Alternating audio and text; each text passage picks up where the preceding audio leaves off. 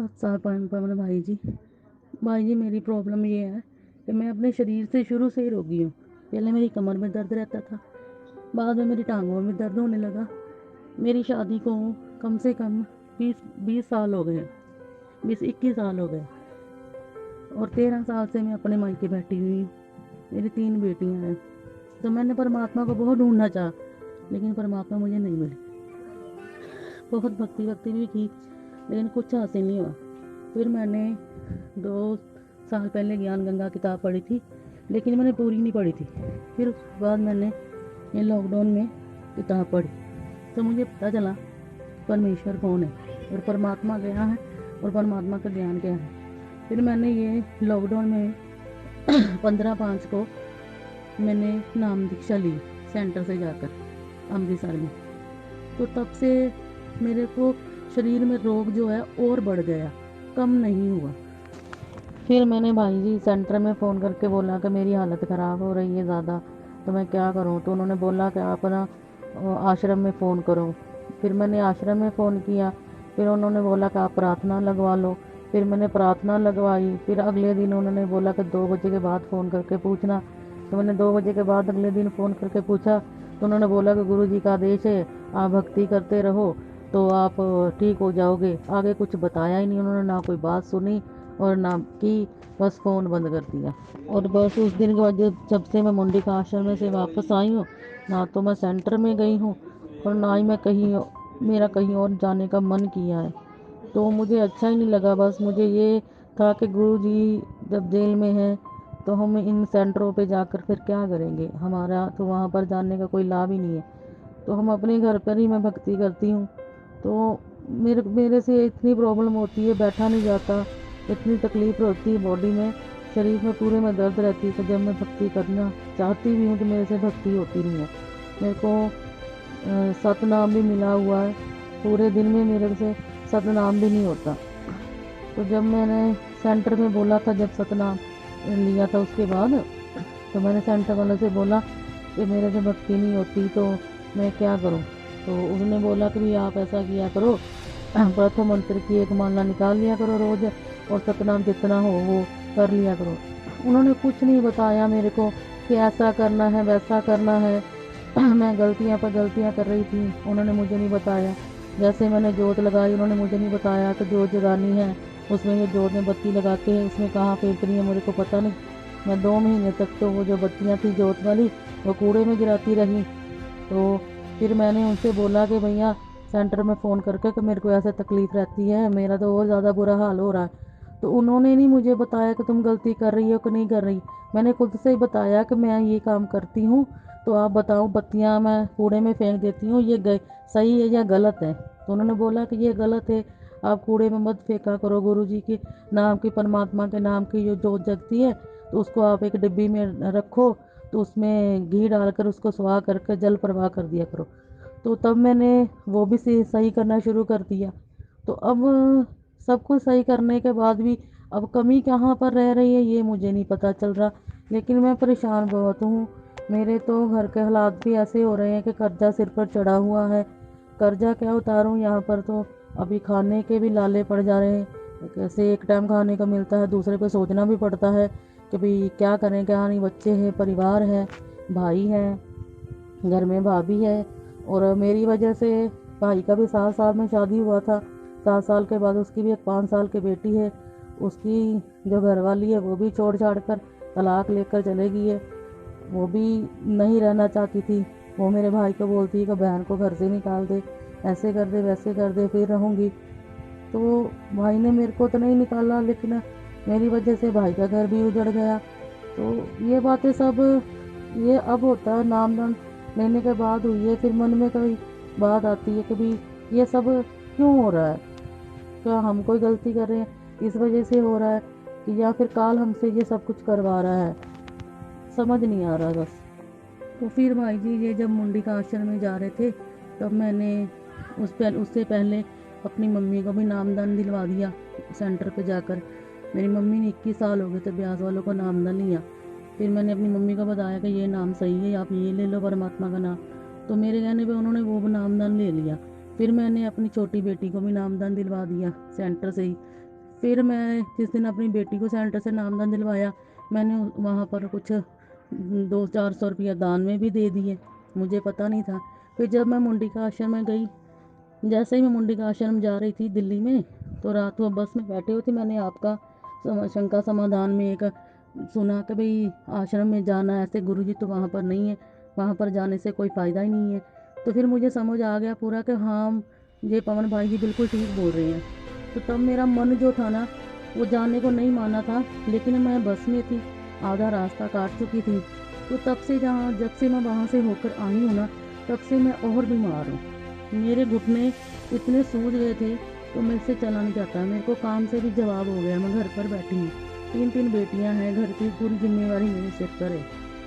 तो अभी काम धंधा भी नहीं है, चला फिरा भी नहीं जा रहा, इतनी मुश्किल है, मुझे समझ नहीं आ रही कि मैं क्या करूँ। क्या मैं गुरु जी का नाम जप रही हूँ जो गलत जप रही हूँ, या फिर क्या समस्या है जो मुझे रास्ता नहीं मिल पा रहा। मैं अपने शरीर से भी इतनी दुखी हूँ। बंदी छोड़ सतगुरु रामपाल जी महाराज जी की जय हो। सत्साई बहन देखिए, आपने जो अपनी शारीरिक समस्याओं का या पारिवारिक समस्याओं का जो वर्णन किया है, और किन विकट परिस्थितियों में रहकर आप आज परमात्मा के नाम पे लगी हुई हैं बहन, इसमें कोई संशय नहीं है कि परमेश्वर की आप पे विशेष रजा है, विशेष दया है।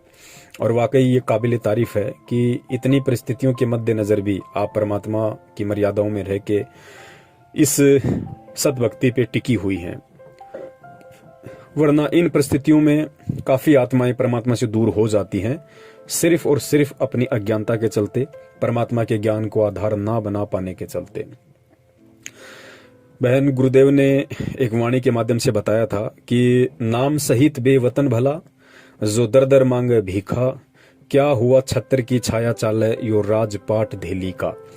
गुरुदेव ने इसका खुलासा करते हुए समझाया कि भाई, यदि तुम्हें परमात्मा का सच्चा नाम मिल गया है, यदि तुम्हें सच्चे सतगुरु की शरण मिल गई है, और उसके बाद में यदि किसी परिस्थिति वश या तुम्हारे किसी कमजोर संस्कार के वश यदि तुम्हारे को देश निकाला भी दे दिया जाए, और देश निकाला देने के बाद भी यदि तुम्हारे को भीख मांग कर भी अपना पेट भरना पड़े, तो उस पुण्यात्मा ने अपने परमात्मा का शुक्रिया अदा करना चाहिए कि हे परमपिता परमेश्वर, चाहे मुझे देश निकाला दे दिया जाए, चाहे मुझे भीख मांग के खाना पड़े, लेकिन परमात्मा आप मुझे इस नाम से और अपने चरणों से कभी दूर ना करना। परमात्मा, ये राजपाट, ये देश, ये जायदाद परमात्मा बहुत मिल जाएगी, हर बार मिली है। आप ही की वाणी है कि कोटि जन्म तू राजा कीन्या, मिटी न मन की आशा, दर दर होकर भिक्षा मांगी पर मिटा न मन का रासा। कि परमात्मा, करोड़ों बार हमने राजाओं के जन्म प्राप्त कर लिए हैं, अब जिसका राजा का जन्म होगा उसके पास में राजपाट भी होगा, उसके पास में धन दौलत संपदा भी होगी, हर प्रकार की सुख सुविधा भी होगी। तो ये जन्म तो परमात्मा आप जी की वाणी के अनुसार हमने करोड़ों बार काट लिए हैं, फिर भी इस मन को कहीं कोई संतुष्टि, कोई तृप्ति, इस आत्मा को वो आनंद प्राप्त नहीं हुआ, जो आनंद, जो संतुष्टि, जो आत्मिक ज्ञान आज आपने हमें दिया है।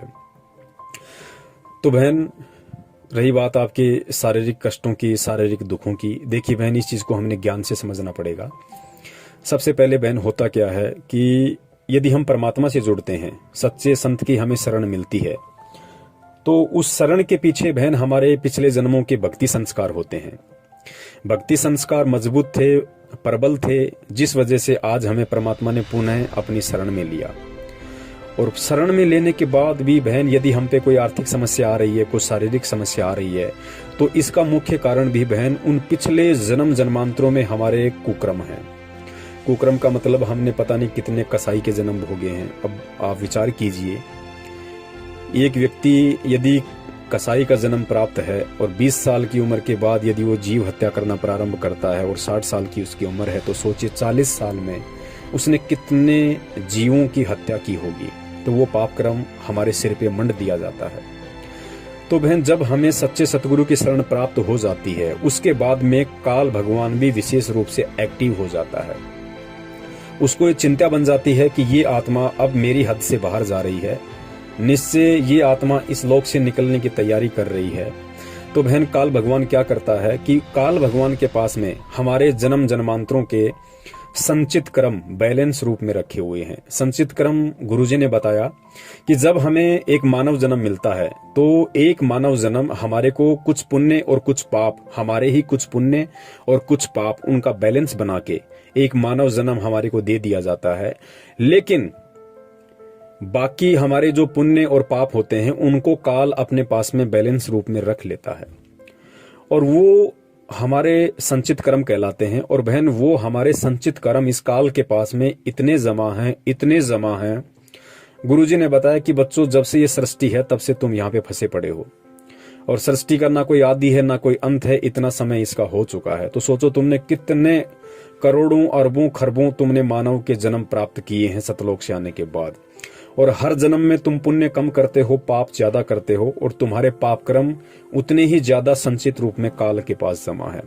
तो गुरुदेव ने बताया कि तुम्हारे जो संचित कर्म है उनका काल के पास में सुमेरु पर्वत के जितना ढेर लग रहा है। सुमेरु पर्वत परमात्मा ने बताया कि देवताओं का पर्वत है और उसकी ऊंचाई यहाँ के हिमालय पर्वत से कई गुना ज्यादा है। तो गुरुदेव ने बताया कि तुम्हारे संचित पाप कर्मों का सुमेरु पर्वत की तरह काल के पास ढेर लगा हुआ है, और काल उन संचित कर्मों का प्रयोग उस समय करता है जब ये जीव आत्मा परमात्मा की शरण में आ जाती है, किसी सच्चे संत या सतगुरु की शरण में आ जाती है, और काल को ये महसूस होने लग जाता है कि ये जीव आत्मा अब मेरी हद से बाहर निकलने की तैयारी में है, ये किसी ऐसे परम पुरुष परम शक्ति की शरण में आ चुकी है, अब ये यहाँ से निकलने की तैयारी में है। तो बहन, वो काल उस समय उन हमारे सारे संचित कर्मों का दबाव हमारे ऊपर छोड़ देता है, ताकि ये आत्मा अपने पाप कर्मों के दबाव में आके या तो उस भक्ति में कोई दोष निकाल ले, या उस संत के प्रति किसी प्रकार की कोई शंका जाहिर कर ले, और ये सोचे कि भाई कहते हैं कि गुरुजी परमात्मा है, गुरुजी भगवान है, कबीर की भक्ति सर्वश्रेष्ठ भक्ति है, और मैं तो भाई गुरु की शरण में हूं, मैं तो कबीर की भक्ति में हूं, संत रामपाल जी महाराज जी मेरे सतगुरु हैं। उसके बाद भी ऐसी क्या प्रॉब्लम है, ऐसी क्या सिचुएशन आन पड़ी कि उसके बाद भी मेरा कोई दुख निवारण नहीं हो पा रहा, ना मेरा कोई शारीरिक कष्ट दूर हो रहा, ना मेरी कोई आर्थिक समस्या दूर हो रही। तो उन संचित पाप कर्मों के दबाव के चलते जीव आत्मा तरह तरह की भ्रांतियां शंकाएं अपने मन में उत्पन्न करने लग जाती। ये जीव के बस की बात नहीं है, ये उन पाप कर्मों का दबाव होता है, और वो शंकाएं पैदा होने लग जाती हैं उसके अंदर भगवान के प्रति, भक्ति के प्रति। और काल यही चाहता है कि किसी भी तरीके से साम दाम दंड भेद वो कोई भी घटिया से घटिया नीति अपनाएगा इस आत्मा को सतगुरु से दूर करने के लिए। तो इस प्रकार उस जीव आत्मा के मन में तरह तरह के विक्षेप मन में सतगुरु या भक्ति के प्रति पैदा होने लग जाते हैं। साथ ही गुरुदेव ने बताया कि बच्चों, ये भी तुम्हारा सौभाग्य है कि तुम सतगुरु की शरण में हो, तुम मेरी शरण में हो, और मेरा विशेष आशीर्वाद तुम्हारे सिर पे है, वरना उन संचित पाप कर्मों के दबाव के चलते तुम कभी इस भक्ति को स्वीकार ही नहीं कर सकते, तुम कभी भी सही तरीके से मर्यादा में रह के भक्ति कर ही नहीं सकते, तुम इस भक्ति पे टिक ही नहीं सकते।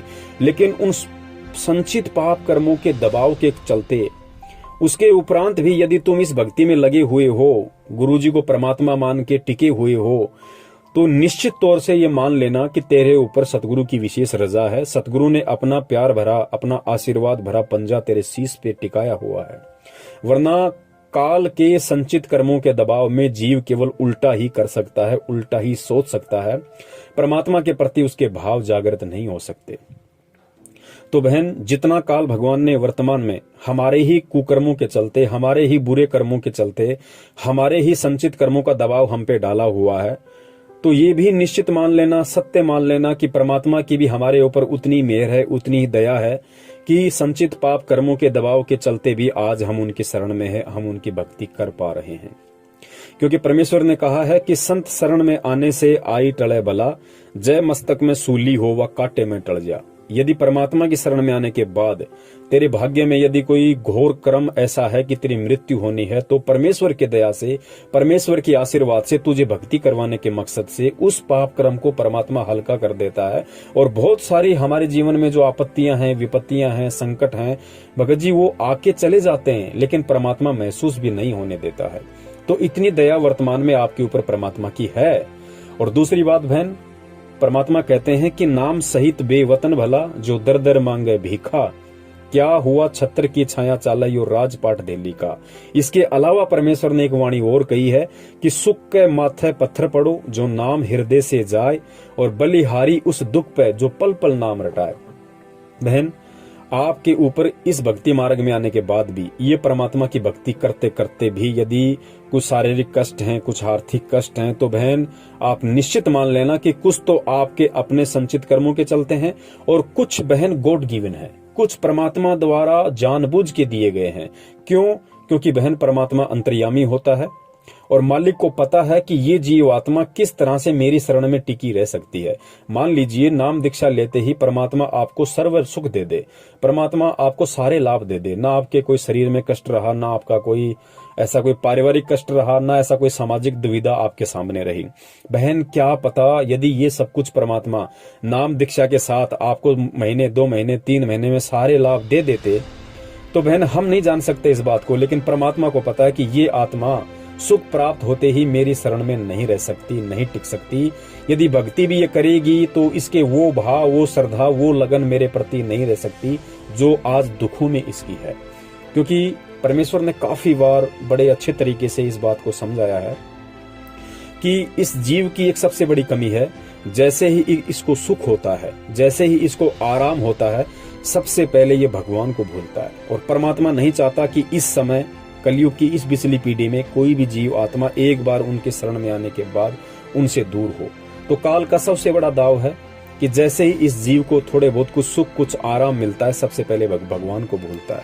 परमात्मा ने 650 साल पहले की एक घटना का जिक्र करते हुए बताया कि एक बार काशी के अंदर बहुत सारे लोग ऐसे थे जिनको कोढ़ लगा हुआ था, इतना भयंकर उनके अंदर से मवाद जो है त्वचा से गिरती थी, खाल से गिरती थी, मक्खियां भिन भिनाती थी। तो किसी ने बताया कि भाई ऐसे ऐसे कबीर जी हैं, बहुत पहुंचे हुए संत हैं, आप लोग उनकी शरण में जाओ, हो सकता है उनकी दया हो जाए तो आपका ये कोढ़ ठीक हो जाए। तो 5-10 कोढ़ी वहां गए, परमात्मा से प्रार्थना की, रोए वहां जाके कि हे परमात्मा हमारा दुख दूर करो, हमारे संकट का निवारण करो। तो परमात्मा ने कहा कि देखो भाई, संकट का निवारण तो हो जाएगा, लेकिन तुम्हें भक्ति करनी पड़ेगी। बोले परमात्मा हम भक्ति करेंगे, बिल्कुल हम रात दिन आपकी भक्ति करेंगे, आपके अलावा हम कहीं नहीं जाएंगे, आप हमारे गुरु, आप हमारे भगवान। तो परमात्मा ने कहा भाई ठीक है, लेकिन ये बताओ तुम्हारे जैसे और कितने दुखी हैं, कितने कोढ़ी हैं काशी में। तो उन्होंने काफी नाम गिनाए, काफी संख्या बताई, परमात्मा 200-250 के आसपास बताते हैं। तो कबीर परमेश्वर जी ने कहा कि भाई ऐसा करो, तुम उन सबको ले आओ, सबको बुला लाओ। तो वो सबको बुला लाए और परमात्मा ने सबको आशीर्वाद दिया और परमात्मा ने सबको भक्ति दी, मंत्र दिए। तो गुरुजी ने बताया कि 90% आराम तो परमात्मा के आशीर्वाद मात्र से ही, यानी परमात्मा का नाम दीक्षा लेते ही उनको आराम मिल गया। और बोला बच्चों भक्ति करो, थोड़ा थोड़ा जब तुम भक्ति करोगे तो परमात्मा भक्ति से तुम्हें आराम देगा। तो फिर बाद में गुरुजी ने बताया कि जैसे महीना 2 महीना बीता, उनका वो कोढ़ ठीक हुआ, शरीर को आराम हुआ, वैसे ही वो तो बिल्कुल नहा धो के, नए कपड़े पहन के, बिल्कुल बटेऊ बन के सत्संग में आने लगे। और कुछ भगत कहते भाई भगत जी थोड़ा ये सेवा में थोड़ा सहयोग करो। तो वो कहने लगे क्यों, तू नहीं कर सकता, इस सेवा के लिए हम हैं। तो गुरुजी ने बताया कि वो बिल्कुल बटेऊ बन गए फिर, क्योंकि उनको आराम हो गया। तो फिर गुरुजी ने बताया कि इस जीव की एक बुरी आदत है, जैसे ही इसको आराम हो जाता है सबसे पहले काल भगवान को बुला देता है। तो बहन परमात्मा वर्तमान में नहीं चाहता कि वो किसी भी आत्मा जो एक बार उनके शरण में आ जाए, उनसे नाम उपदेश ले ले, उसके बाद में वो जीव आत्मा परमात्मा से दूर हो। परमात्मा चाहता है कि किसी भी तरीके से मैं इस जीव आत्मा को अपनी शरण में रखूं, इसको भक्ति दूं, और धीरे धीरे जब इसको ज्ञान हो जाएगा तो ये अपने आप फिर भक्ति मार्ग पे चलने लग जाएगी। तो बहन कुछ जो दुख हैं, जो परेशानियां हैं, वो गॉड गिवन है, सतगुरुदेव जी की तरफ से हैं, वो आपके भले के लिए हैं, आपके फायदे के लिए हैं। भले ही बहन वर्तमान में हमें वो दुख नजर आ रहा है, हमें वो संकट नजर आ रहे हैं, लेकिन बहन आने वाले समय में, आज वर्तमान में जो दुख हैं, जो संकट हैं, आप उनको याद किया करोगी कि हे परमपिता परमेश्वर, यदि उस समय मेरे ऊपर ऐसी कोई शारीरिक परेशानी ना होती, ऐसा कोई आर्थिक संकट मेरे ऊपर ना होता, तो परमात्मा आज आपकी भक्ति पे जिस दृढ़ता से, जिस लगन से मैं लगी हूँ, मेरे अंदर जो भाव, जो श्रद्धा आपके प्रति है, परमात्मा शायद ना होती। तो बहन कुछ समय का इंतजार करो और परमेश्वर पे आप जी विश्वास रखो। आपको भक्ति करवाने के लिए, आपको अपनी शरण में बनाए रखने के लिए जो समस्याएं आज आपके ऊपर हैं, क्या पता ये समस्याएं कितनी भयंकर थी और परमात्मा ने इस समस्याओं को हल्का कर रखा है। कम से कम आपको जीवन दान दे रखा है परमात्मा ने अपनी भक्ति करवाने के लिए। आपकी जीभ सुरक्षित है, आपका मुंह सुरक्षित है, आपका दिमाग संतुलन में है। कम से कम आप परमात्मा के नाम का दुख में या सुख में आप जाप कर रही हो, आप परमात्मा की आरती कर रही हो, आप परमात्मा से प्रार्थना कर रही हो, आप बार बार परमात्मा का मनन और चिंतन करती हैं। भले ही आप अपने दुख निवारण के लिए कर रही हैं, लेकिन चिंतन तो आप परमात्मा का कर रही हैं। तो बहन, यहाँ हमारे संस्कार बन रहे हैं, हमारे मजबूत भक्ति संस्कार बन रहे हैं, हमारे जो कर्म हैं बहन जी वो मजबूत हो रहे हैं। और एक समय ऐसा आ जाएगा बहन, परमेश्वर का वचन है, परमेश्वर ने कहा है कि जो इस ज्ञान पे, इस भक्ति पे दृढ़ता के साथ में लगा रहेगा, टिका रहेगा, आने वाले समय में परमात्मा उनकी कोठियां अलग छांट देंगे। अलग छांटने का मतलब परमेश्वर ने कहा कि आने वाले समय में यदि इस पृथ्वी पे कोई सुखी होगा तो केवल मेरे बच्चे होंगे और कोई सुखी नहीं होगा। तो बहन, ये गॉड गिवन है और जब परमात्मा चाहेगा उसी हिसाब से परमात्मा आपके दुख निवारण करेगा। लेकिन तब तक हमने भी इस ज्ञान को आधार बना के भक्ति मार्ग पे टिके रहना है, भक्ति मार्ग पे हमने लगे रहना है। कुछ बातें और हैं बहन, यदि ज्यादा ही इस तरह की आपके ऊपर परेशानियां हैं तो वैसे तो सब कुछ परमात्मा की देख रेख में है। परमात्मा का कैमरा ना कभी दिन में ऑफ होता है, ना कभी नाइट में ऑफ होता है, ना कभी उसकी लाइट जाती है। हम 24 घंटे उस परमात्मा की शरण में हैं, उसकी निगरानी में हैं। तो पहली बात तो हमें कुछ ऐसे घबराने की आवश्यकता नहीं है, क्योंकि बहन आज जिन परिस्थितियों से आप गुजर रही हो, शायद आपने लाखों जन्म इससे भी कई गुना ज्यादा विकट परिस्थितियों में गुजारे हैं, आप गुजार चुकी हो। तो ये थोड़ा सा ज्ञान से हमने अपने आप को धैर्य बंधाना पड़ेगा, अपने आप को थोड़ा संभालना पड़ेगा कि हे परमपिता परमेश्वर, पता नहीं कितने जीवन मैंने किन किन परिस्थितियों में मैंने गुजारे होंगे। मैंने वेश्या के भी जन्म गुजारे, मैंने कसाई के भी जन्म गुजारे, मैंने कोडी के भी जन्म गुजारे, मैंने अपंग के भी मैंने जन्म गुजारे, मैंने गरीबी में भी मैंने जन्म गुजारे। परमात्मा, इस समय कम से कम मैं इस हालत में तो हूं कि मुझे कम से कम आपने जब मुझे भजन दिया है तो भोजन की व्यवस्था भी आप कर रहे हो। सुख में दुख में मुझे जो मिल रहा है मैं उसको खा के परमात्मा आपकी शरण में हूं, ये मेरा सौभाग्य है। तो बहन, थोड़ा सा ज्ञान को आधार बना के और हमने इस भक्ति मार्ग पे लगे रहना है। देखिए, गुरुजी ने बताया कि मान लीजिए आपने स्वेटर पहन रखा है और फिर भी आपको सर्दी लग रही है, तो बहन उसमें स्वेटर का कोई दोष नहीं है, कहीं न कहीं सर्दी ज्यादा है। सर्दी ज्यादा है तो हमने ये नहीं सोचना चाहिए कि मैंने तो स्वेटर भी पहन रखा है फिर भी सर्दी से मेरा बचाव क्यों नहीं हो रहा, कहीं इस स्वेटर में तो कोई दिक्कत नहीं है, कहीं स्वेटर तो नकली नहीं है, क्यों ना मैं स्वेटर को निकाल के फेंक दूं। तो गुरुजी ने बताया कि बेटा, स्वेटर ने अपने स्तर का काम पूरा कर रखा है, बेटा सर्दी ही ज्यादा है, तेरे पाप कर्मों का दबाव ज्यादा है। परमात्मा की भक्ति ने, उस स्वेटर रूपी भक्ति ने अपना प्रोटेक्शन, अपना बचाव पूरा कर रखा है, लेकिन तेरे पाप कर्म ज्यादा है। तो गुरुदेव ने बताया उसका एक ही समाधान है कि हम और स्वेटर पहने। अगर उससे भी अगर ठंड नहीं रुक रही है, पाप कर्मों का दबाव ठंडा नहीं हो रहा है, तो हम कोई कंबल ओढ़ें, कोई रजाई ओढ़ें। और कंबल रजाई का मतलब यहाँ पे दो ही चीजों से है, एक तो ये कि हम परमात्मा का ज्योति या पाठ, और दूसरा होता है हम थोड़ा प्रयास करें परमात्मा की भक्ति में और अधिक दृढ़ता से लगने का। तो बहन, परमात्मा की भक्ति में आप दृढ़ता से लग सकती हैं, ये आपके हाथ में है।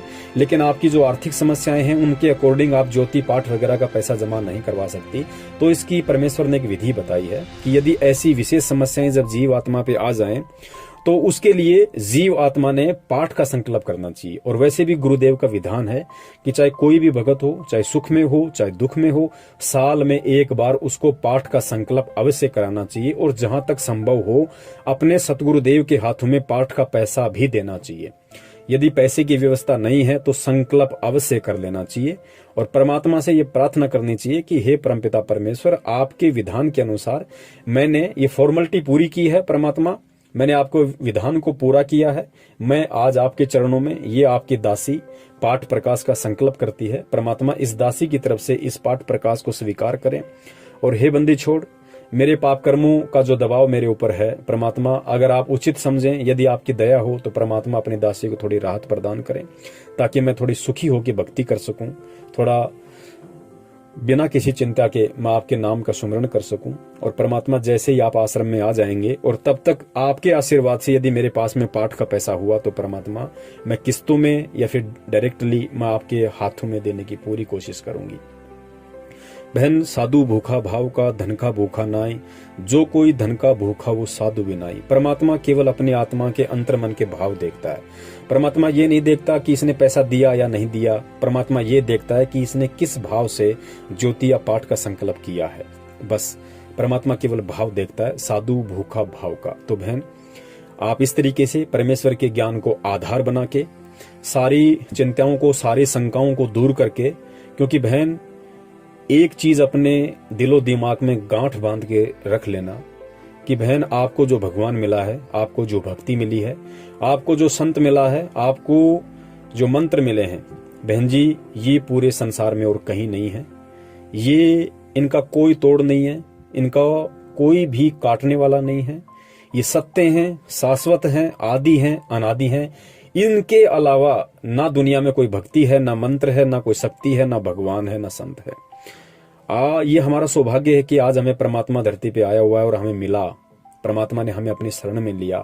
तो बहन आपने इस चीज को ज्ञान आधार से मजबूती के साथ में अपने साथ में रखना है और इस ज्ञान को आधार बना के और पल पल परमात्मा को अपने पास में समझ के, क्योंकि बहन कहीं न कहीं ज्ञान को ना सुन पाने के कारण, सत्संगों को आधार ना बना पाने के कारण हम सोचते हैं कि शायद मेरे ऊपर परमात्मा का पंजा नहीं है, शायद मेरे साथ में परमात्मा नहीं। ऐसा बात नहीं है बहन। संत रामपाल जी महाराज जी की शरण में आने के बाद जब तक कोई जीव आत्मा अपने परमात्मा के प्रति चिंतन करती है तो बहन ये निश्चित है कि परमात्मा उसके साथ में है, परमात्मा उससे दूर नहीं है। मान लीजिए आज आप इन परिस्थितियों में हैं और आपके अंदर तरह तरह की विक्षेप पैदा होते हैं कि भाई क्या करूं, भक्ति गलत है, भगवान गलत है, या क्या करूं, मेरे से कोई गलती हो गई। अगर आप ये सोच रही हैं अपने गुरु के प्रति, भक्ति के प्रति, तो कहीं न कहीं आप उस परमात्मा के बहुत नजदीक हैं, आप उस परमात्मा से दूर नहीं हैं। जिस दिन आप परमात्मा से दूर हो जाओगी, जिस दिन आप गुरु से दूर हो जाओगी, उस दिन तो आपके अंदर परमात्मा के प्रति ये सोचने वाले भाव पैदा ही नहीं होंगे। आप परमात्मा के प्रति सोचोगे ही नहीं, आपको मतलब ही नहीं रह जाएगा। काल आपको इतना प्रेरित कर देगा, इतना आपको भ्रमित कर देगा कि गुरु और ये भक्ति आपको जहर नजर आने लगेगी। लेकिन बहन यदि आप दुख में या सुख में परमात्मा का चिंतन कर रही हैं, आप उनका मनन कर रही हैं कि परमात्मा कहीं मेरी तो कोई गलती नहीं है, परमात्मा कहीं मेरी कोई मर्यादा तो खंडित नहीं हो गई है, हे गुरुदेव मुझे क्षमा करना मालिक यदि जाने अनजाने में ऐसी कोई गलती हो गई हो तो बहन कहीं ना कहीं आप अपने मन में ये निश्चय बना के रखना कि आप पे परमात्मा की रजा है, आप पे परमात्मा की मेहर है। क्योंकि जब तक आप अपने गुरु का, अपने परमात्मा का, इस भक्ति का आप चिंतन करती हैं, मनन करती हैं, तो समझिए कि परमात्मा आपकी हृदय रूपी गुफा में बैठा हुआ है, परमात्मा आपसे दूर नहीं है। और जाने अनजाने में आपने जिन कुपात्रों को, जिन लोगों को आपने जो भी दान पैसा दे दिया, जो भी पाठ का, ज्योति का, दान का, कुछ भी आपने दे दिया, आप उनको भूल जाइएगा। उनका दोष उन लोगों को है जो लोग अपने स्वार्थों में लिप्त होकर आप जैसी भोली आत्माओं को मूर्ख बना रहे हैं, गुरु की आड़ में लोगों को ठग रहे हैं। लेकिन आगे से हमने ध्यान रखना है, किसी भी व्यक्ति को हमने किसी भी प्रकार का ज्योति पाठ या दान का पैसा नहीं देना है, क्योंकि ज्योति पाठ और दान का पैसा लेने का अधिकारी केवल सतगुरु है। क्योंकि सतगुरु सुपात्र होता है और सुपात्र को दिया हुआ दान धर्म ही फलता है, कुपात्र को दिया हुआ नहीं फलता है। तो बहन आगे से आप ध्यान रखिए और परमात्मा पे विश्वास करके कि आज नहीं तो कल, क्योंकि मालिक की वाणी है कि राम नाम रटते रहो जब तक घट में प्राण, कभू तो दीन दयाल के भिनक पड़ेगी कान। कि ये परमात्मा मैं आपकी भक्ति पे लगी हुई हूँ, जैसी भी मेरे श्रद्धा भाव है, जैसी भी मेरी औकात है, और परमात्मा मुझे विश्वास है कि आज नहीं तो कल मेरी बात, मेरा दुख, मेरा दर्द आपके कानों में अवश्य पड़ेगा।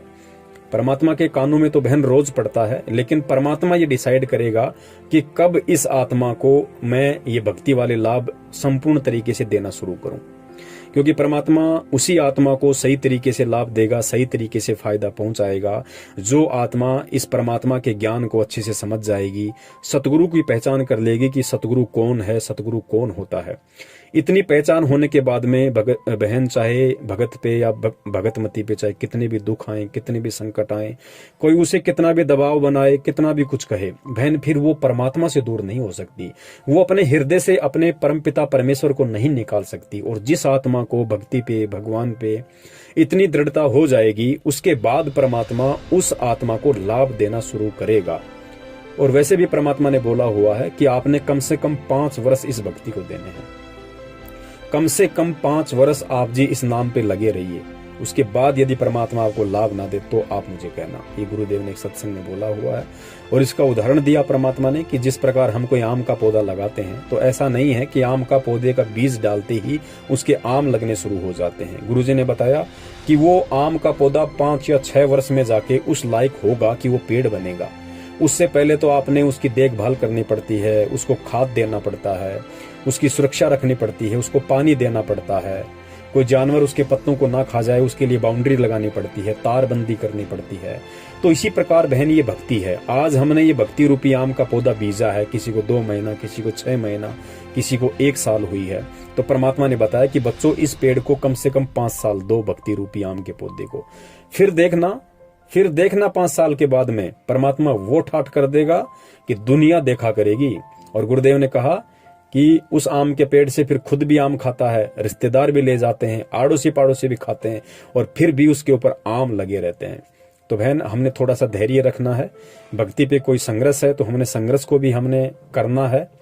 और हमने हर स्थिति में, हर परिस्थिति में हमने अपने अंदर ही दोष देखना है। हमने अपने आप को ही कोसना है कि परमात्मा कमी कहीं ना कहीं मेरी है, मेरे ही पाप कर्मों का दबाव है, मेरे ही ऐसे जन्म जन्मांतरों के कुकर्म है परमात्मा, जिनका दबाव आज मेरे ऊपर आपकी शरण में आने के बाद भी पड़ा हुआ है।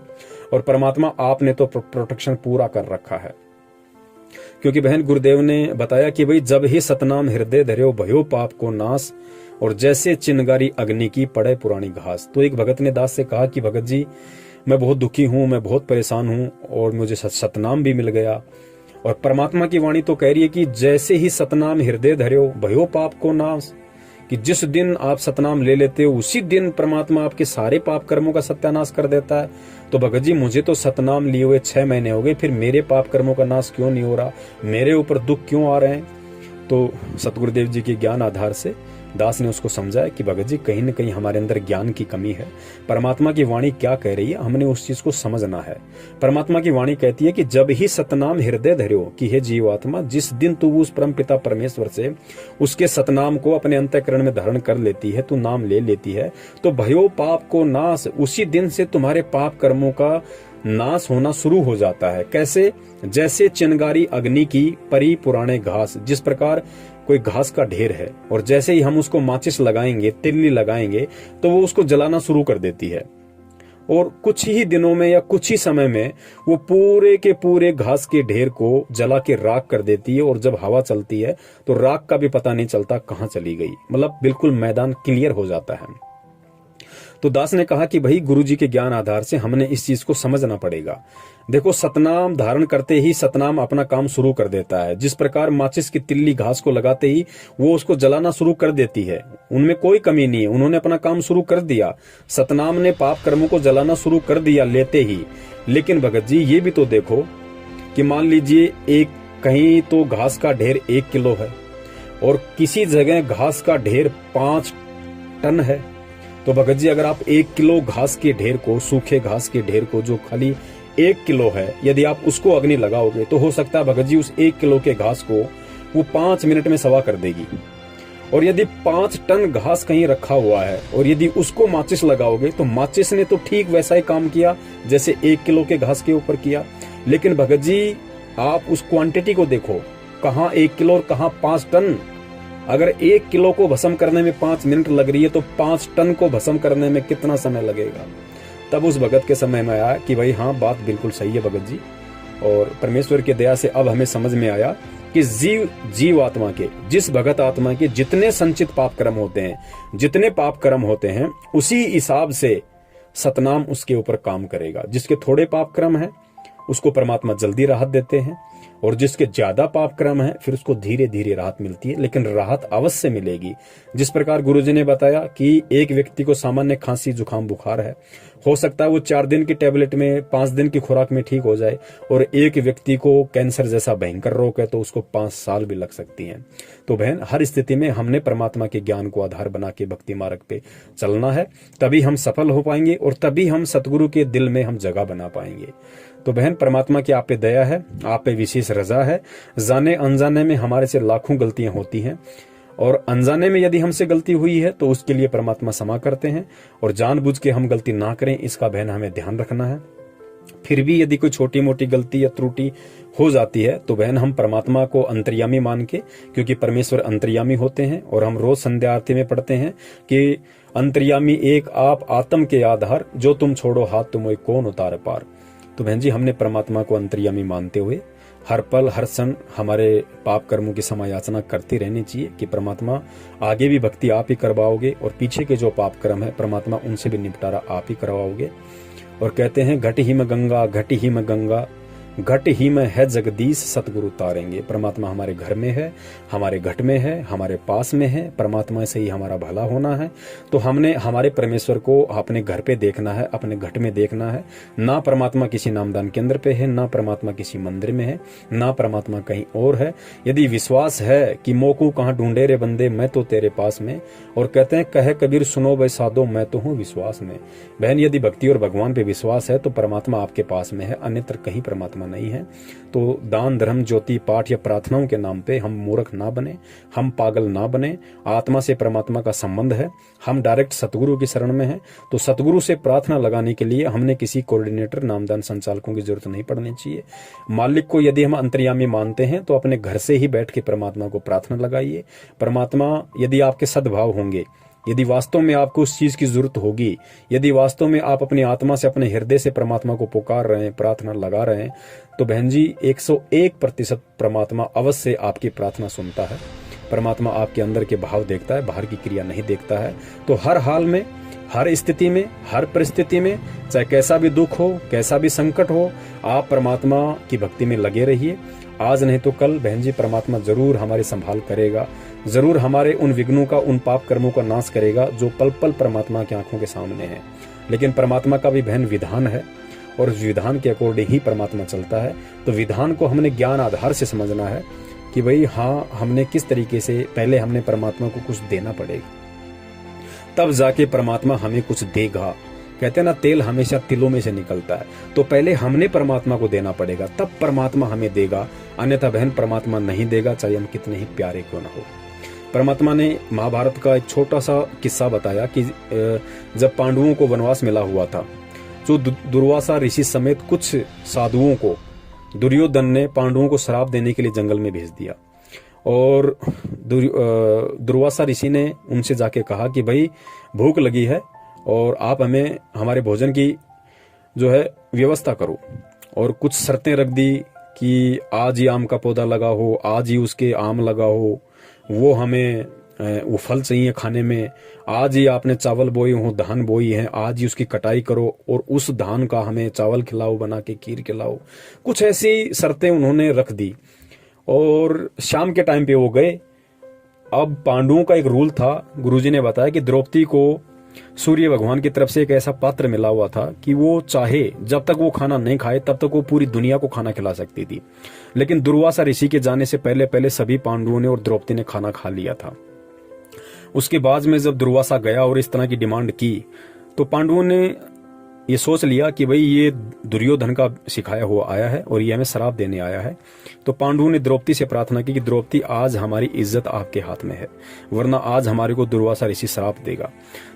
तो द्रौपदी ने कहा कि भाई मैं भी मजबूर हूं, क्योंकि जब तक मैं खाना नहीं खाती तब तक तो मैं इन साधुओं को खिला सकती थी, लेकिन अब तो मैंने भी खाना खा लिया, अब ये पात्र किसी को खाना नहीं खिला सकता।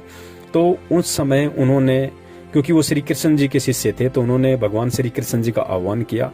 तो बहन परमात्मा कहते हैं ना कि भगवान कृष्ण कहाँ सुनेगा और कहाँ सुन लेगा।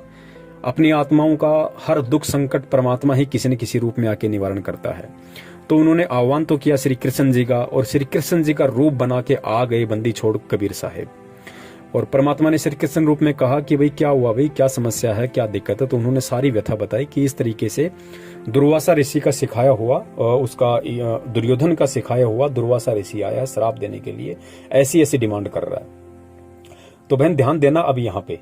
तो कबीर परमेश्वर ने श्री कृष्ण रूप में कहा कि द्रौपदी पहले मुझे कुछ खिलाओ, पहले मुझे कुछ अन्न आहार कराओ, तब मैं उन साधु संतों की भूख को शांत करूंगा।